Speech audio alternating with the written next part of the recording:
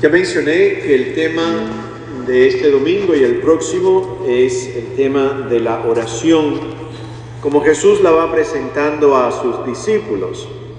Inmediatamente a esta parábola que acabaron de escuchar, si lees el Evangelio de Lucas, el texto, seguirá la parábola del domingo que viene, inmediatamente.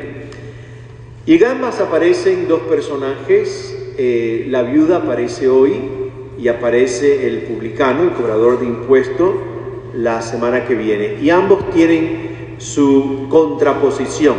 La viuda tiene al juez y el cobrador de impuestos tiene como contraposición al fariseo. La viuda representa a lo más pobre de los pobres en el mundo bíblico, una persona sin defensa, una persona totalmente vulnerable. Y obviamente no había otro hombre en la familia. Si no hubiese ido en nombre de ella una mujer que iba ante un juez sola, era porque no había ninguna figura masculina que pudiera interceder por ella. Es una persona totalmente sin voz, una persona totalmente vulnerable. El juez es presentado como un individuo que es el que tiene realmente el poder y el que tiene el control. Es un hombre abusivo, es arrogante, tan soberbio es que dice que no le tiene miedo ni a Dios ni a nadie. Es un hombre duro y lo que hace es ignorarla. O sea, es la contraposición de la viuda, el personaje vulnerable, el personaje sin defensa y sin voz.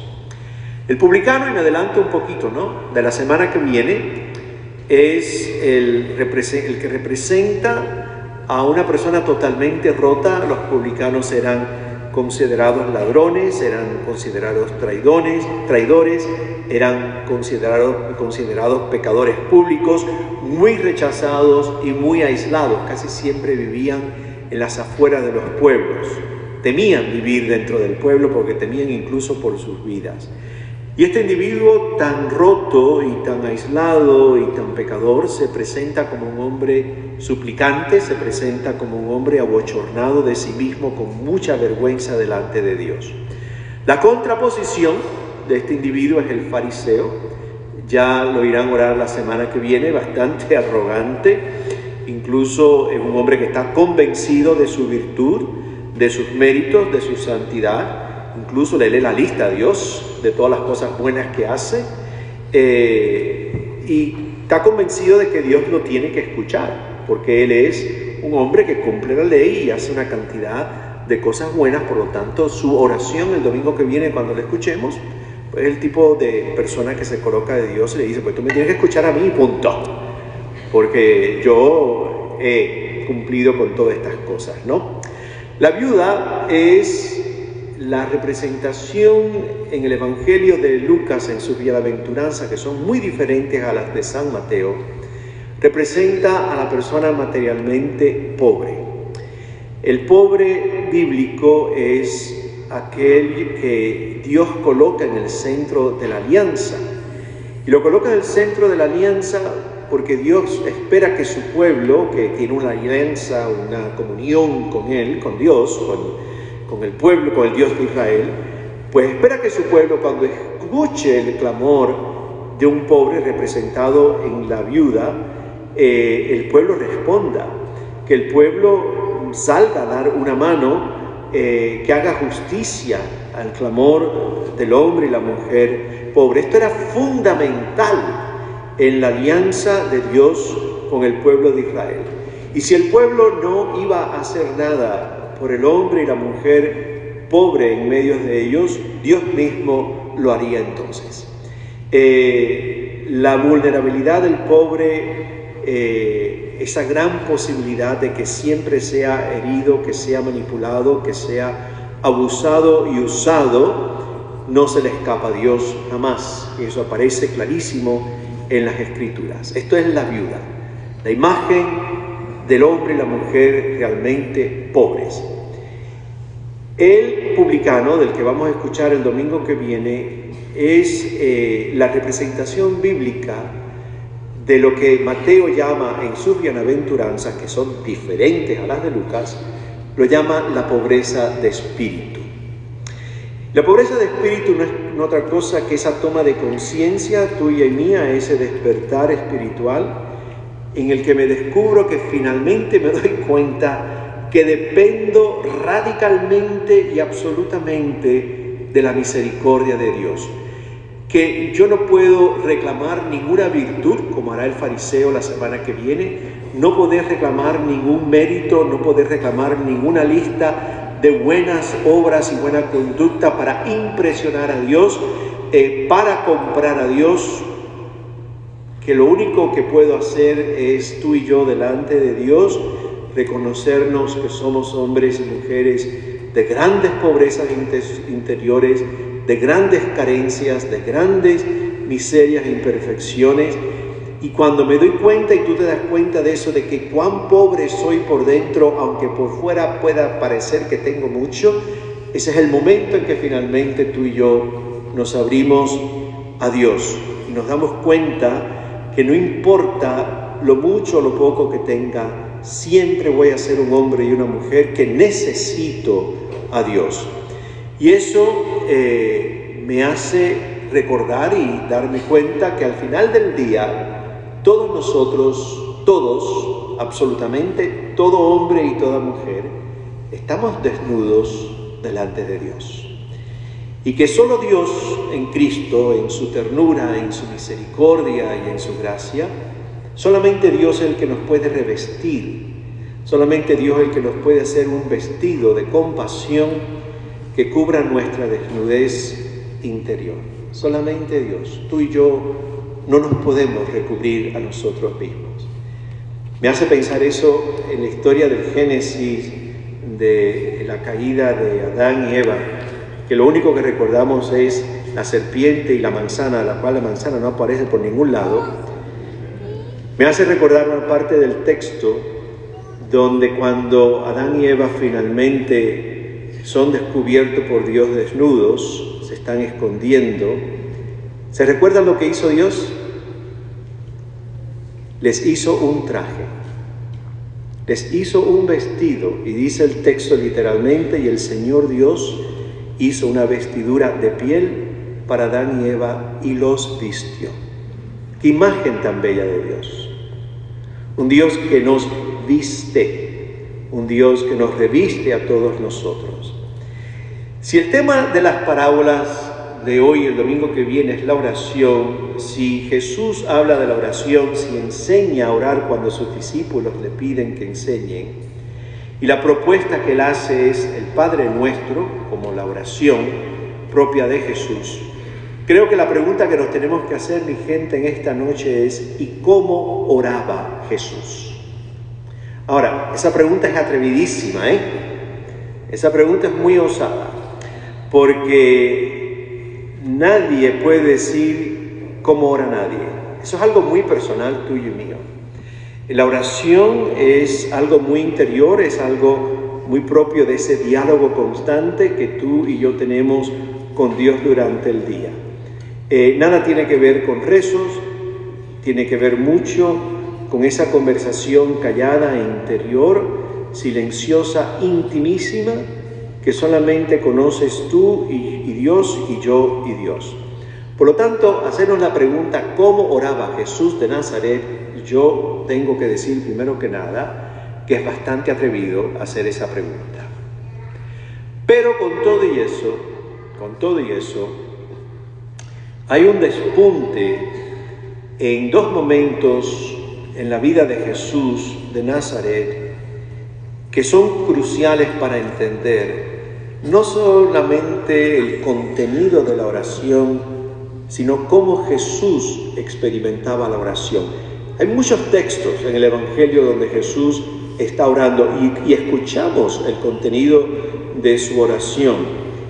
Sabemos que estuvo orando 40 días y 40 noches en el desierto antes de salir en su vida pública después del bautismo. Lo oímos orar antes de repartir los pocos panes y los peces. Lo oímos orar delante de la tumba de Lázaro antes de gritarle sal fuera. Lo oímos orar al Padre dándole gracias por revelar el reino a los sencillos y a los humildes. Y obviamente lo oímos orar las últimas horas de su vida en Getsemaní, donde esa oración de aquella noche resume toda la vida de Jesús de Nazaret. que no se cumpla tu voluntad, Padre, que no se cumpla mi voluntad, sino que se cumpla la tuya. Es el resumen de la vida de Jesús.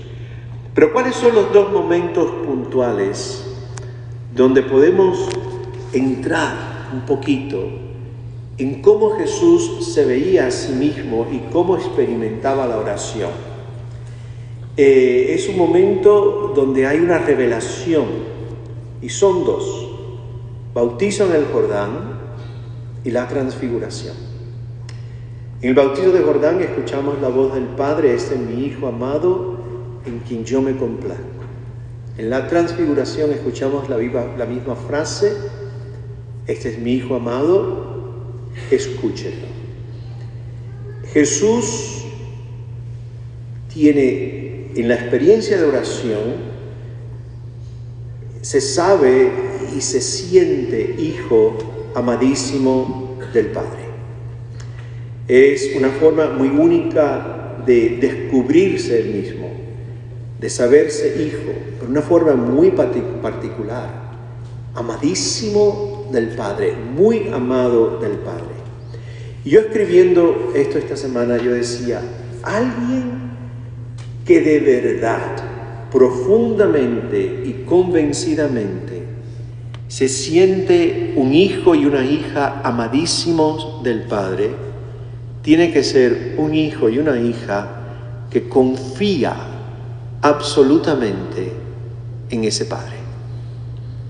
Si tú y yo, de raíz, nos sentimos y nos descubrimos y no sabemos profundísimamente amados, la única respuesta auténtica tuya y mía a ese Padre que me ama es que no es fe, confianza, que es mucho más profundo que la fe.